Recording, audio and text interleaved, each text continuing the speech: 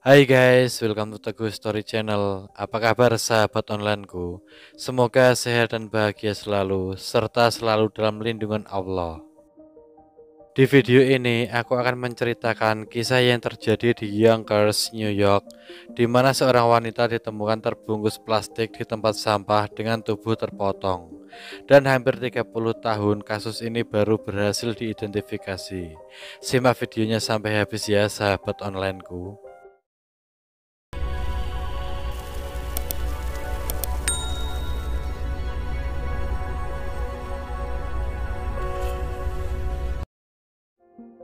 Pada 27 Juni 1992, seorang wanita yang dikenal sebagai Yonkers John Doe ditemukan di tempat sampah Yonkers, New York. Sedikit informasi tentang sebutan Jane Doe.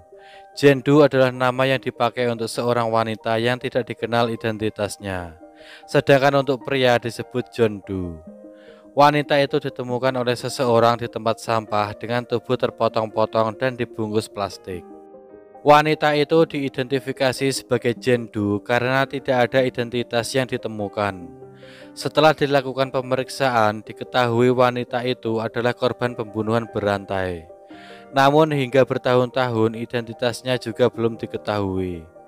Wanita itu kemudian dimakamkan di Taman Memorial Frederick Douglass di Staten Island.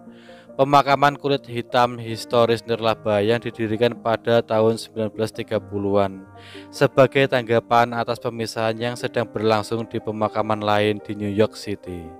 Saat ini hanya ada tongkat tiang bendera kecil untuk menandai kuburannya. Setelah dilakukan pemeriksaan, polisi mengungkapkan wanita itu bekerja sebagai PSK. Profesinya dan cara kematiannya sesuai dengan pola pembunuhan berantai yang dilakukan oleh Robert Sulman yang mengaku membunuh 5 PSK, termasuk orang yang dikenal sebagai Jane Doe, dan menyebarkan sisa-sisa tubuh mereka yang terpotong-potong di sekitar Long Island dan Manhattan.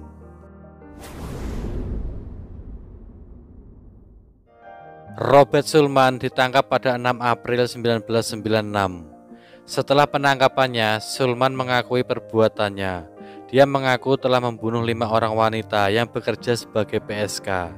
Sedikit informasi tentang Robert Sulman. Dia adalah seorang pegawai pos Long Island. Dari pengakuannya, Sulman bertemu dengan Jane Doe di sebuah jalan.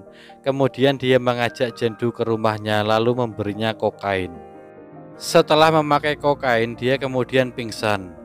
Saat dirinya kembali tersadar, wanita itu sudah meninggal. Dia kemudian memotong-motong tubuh wanita itu, kemudian membuangnya di tempat sampah.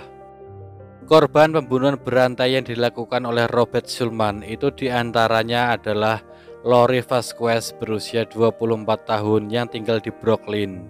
Mayatnya ditemukan pada tanggal 31 Agustus 1991.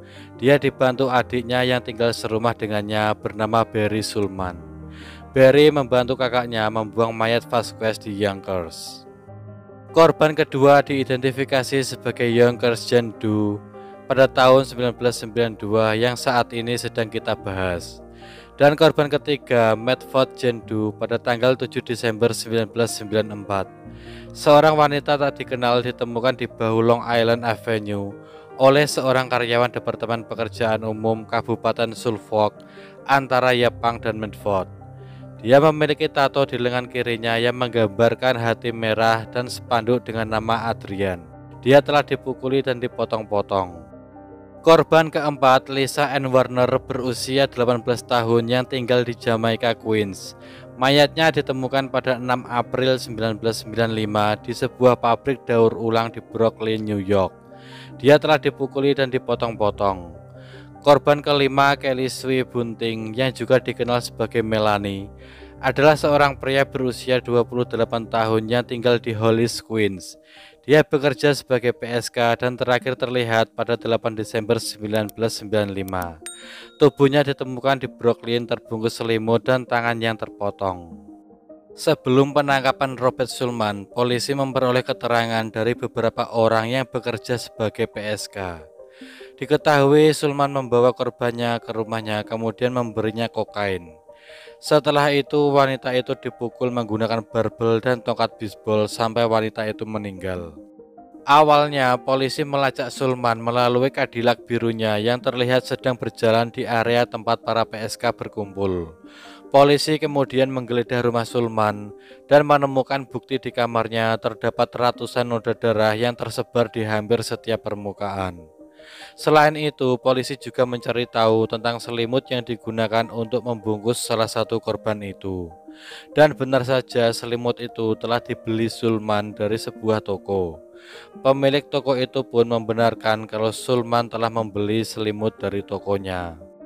Sulman akhirnya ditangkap dan dijatuhi hukuman mati pada tahun 1999. Akan tetapi hukuman itu dirubah menjadi hukuman seumur hidup.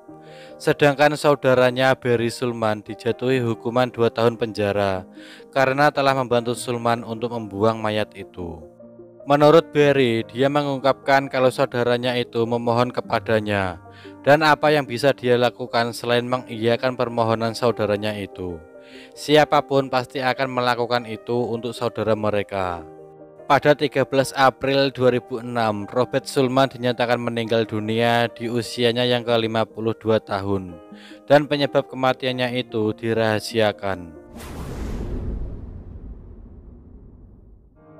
Yonkers Cold Case John Case mengambil alih file tersebut pada tahun 2000 dan tidak pernah berhenti mencari jawabannya. Meskipun pembunuhnya telah lama ditangkap dan dikurung, bahkan sudah meninggal, Case mengatakan kepada stasiun TV bahwa dia berkonsultasi dengan asisten jaksa wilayah Laura Murphy di Westchester County. Polisi dan pengacara memutuskan untuk memanfaatkan silsilah genetik untuk menemukan identitas asli Yonkers Jane Doe. Case kemudian menghubungi FBI karena mereka memiliki unit silsilah dan 2 agen yang ditugaskan untuk kasus ini. 3 minggu kemudian, FBI bertemu dengan detektif veteran itu. Salah satu saudara Jane Doe telah mengirimkan DNA-nya ke salah satu situs. Jane Doe berhasil diidentifikasi dan diketahui wanita itu bernama Marissa Hammond. Penyelidik kemudian melakukan perjalanan ke Michigan pada November 2021 untuk bertemu dengan saudara perempuan Marissa dan 2 anaknya. Mereka memberikan sampel DNA dan mengidentifikasi orang yang mereka cintai dari foto dan tato kupu-kupu di belakang bahu kanannya. Tes DNA terakhir yang memperkuat identifikasi datang dari putra Marissa yang sekarang sudah dewasa, Jason Tripani, yang sampai saat ini tidak pernah tahu apa yang terjadi pada ibunya atau mengapa dia tidak pernah datang mencarinya. Diketahui Marissa Hammond berusia 31 tahun pada saat itu dan tinggal di New Jersey. Dia dibesarkan di Kentucky dan lahir pada 1961.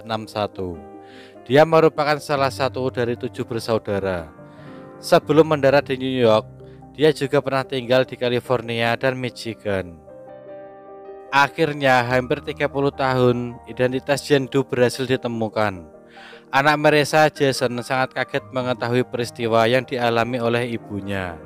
Jason kemudian ingin melihat makam ibunya yang hampir 3 dekade tidak dia ketahui keberadaannya. Sekarang dia tahu di mana ibunya dimakamkan.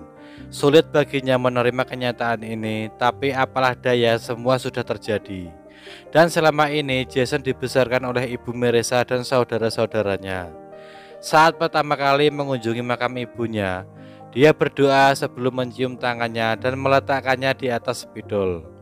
Dia memiliki harapan untuk mengganti nisan ibunya menjadi lebih layak. Dia ingin membuat nisan yang indah dengan bertuliskan nama ibunya dan tanggal kelahirannya juga tanggal kematiannya. Berkat kerja keras tim penyelidik, kasus ini bisa diselesaikan dengan baik, walau hampir 3 dekade lamanya. Walaupun begitu, setidaknya bisa membuat sedikit lebih lega keluarga Marissa, karena telah mengetahui sebenarnya yang terjadi pada dirinya. Sekian dari kisah ini. Bagaimana menurut teman-teman tentang kasus ini? Bisa komen di bawah. Dan semoga kita bisa mengambil hikmah dari kasus yang aku bawakan hari ini. Bagi yang belum subscribe, bisa tekan tombol subscribe, like, komen, dan share, serta nyalakan lonceng notifikasinya agar teman-teman tidak ketinggalan video dari aku selanjutnya. Tetap jaga kesehatan, berhati-hati dalam setiap aktivitas. Dan juga yang mau request tentang kasus-kasus yang ingin aku bawakan, bisa DM di Instagram Teguh Story Channel, atau bisa juga komen di bawah. Sampai jumpa lagi di video selanjutnya. Terima kasih.